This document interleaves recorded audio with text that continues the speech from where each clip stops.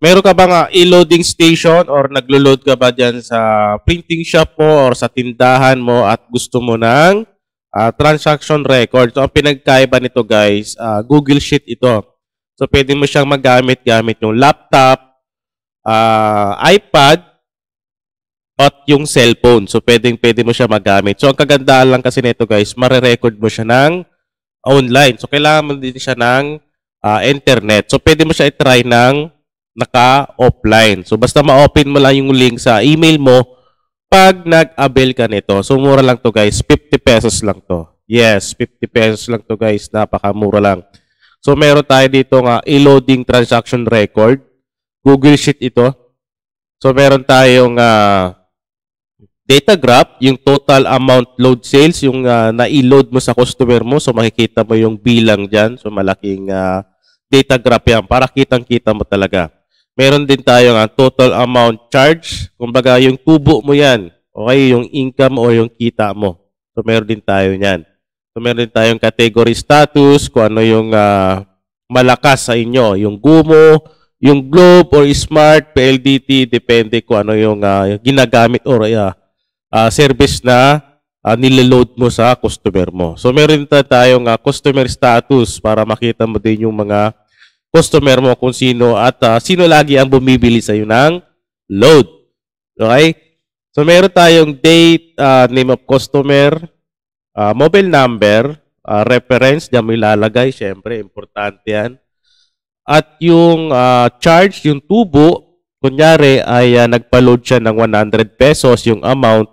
So, magkano ba ang tubo mo dyan? Palagay mo ay 20 pesos, 10 pesos. So, nilagay ko lang 50 para meron lang tayong sample. So, pwede natin palitan yan. So, 10 pesos. Di ba? Ayan. So, makikita mo yung total amount charge na nagbago siya. Ayan. So, 100. So, may promo. Yung promo, guys, dyan mo ilalagay yan kung ano yung niload niya. Niload ng customer. Kunyara, Giga 50, regular, or Goosorp. Tapos, meron din tayong category. Diyan mo ilalagay kung ano yung network na pinaload niya. Kunyari, Smart, Giga 50, di ba? So, 100. Palagay na lang natin. Or regular. Kung mag-a-add ka guys ng category, kung meron kang i-add dyan, so gagawin mo lang dito sa ating category, i-click mo lang ito, yung down na yan. Ayan. So, makikita mo yung pencil dyan or edit button. I-click mo lang yan. Ayan. So, wala kang ibang gagawin dyan. Ang gawin mo lang ay add another item. Diba? Ayan. So, lagay mo lang.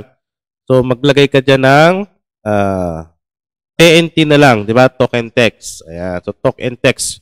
Pwede ka maglagay ng kulay. So, lagay natin ay ito. Ayan. Tapos, done. Ayan. So, apply to all lang. Diba? So, pag nag-edit ka ng ng category, so, malalabas na dyan token text. Pag nag-edit ka ng category, dito sa ating January, i-edit mo din siya sa February. Kasi yung na-edit mo ay for January lang. Diba? So, pwede ka mag-edit ulit hanggang December naman. Yun lang naman gagawin mo dyan sa category. Maglagay ka lang ng services kung ano yung binibenta mong load. Smart, Globe, token text, PLDT. So, ganun lang naman siya kadali. 100. Tapos dito sa status niya may paid. So lagay mo paid kung paid na siya. Tapos meron namang unpaid. Depende sa sitwasyon, di ba? So meron din tayong note kung gusto mo maglagay ng note. So pwede yan.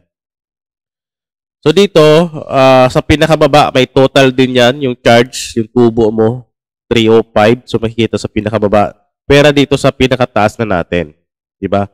Pati yung ating total amount load sales, meron din tayo sa baba. So, pag puno na to guys, kunyari, puno na to, ang gagawin mo dyan, right-click mo lang yan, yung column na yan, tapos mag-insert one row above ka lang. Ayan, para bumaba, para madagdagan yung space ng paglalagyan mo. Diba? So, pero dito, nilagyan ko siya ng January hanggang December para makita mo kung ano yung month na mabenta yung load.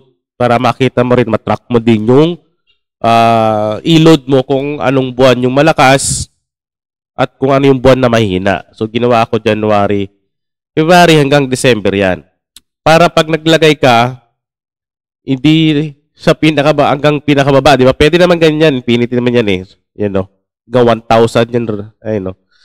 So ginawa ko, per month na lang din para mas mabilis nyo at matrack nyo yung record nyo ng e-loading nyo. Okay? So mura lang yan guys.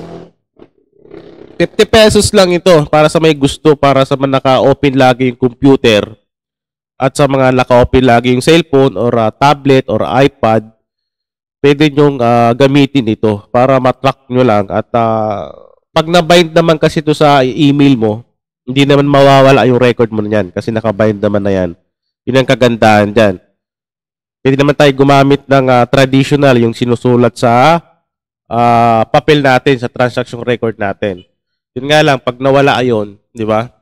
Minsan kasi mayroong mga customer na nagpa-load tapos nakalimutan nila yung number nila. At least dito, marirecord mo yung number nila. Di ba? Yung mga purpose niyan, kung sino nagpa-load, magkano pinaload, di ba? Diyan yung mga kagandahan ng ating transaction record para sa ating e-loading. Ayan. So, message lang kayo guys.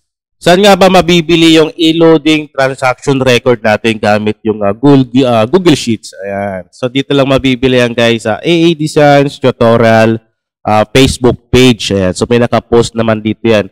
So, meron din tayong monthly sales tracker 2025. Tapos, yung GCash, may cash in or cash out monthly sales tracker natin. Okay. So, nakapost yan dito. Ayan, yun yung mga sample natin. So, pwede kang mag-avail niyan. So, mura lang din naman yan. Ayan, no? Diba? So, may tutorial din dyan kung paano gamitin. Okay? So, message lang guys sa gusto mag-avail. Murang-mura lang yung ating template sa ating Google Sheets.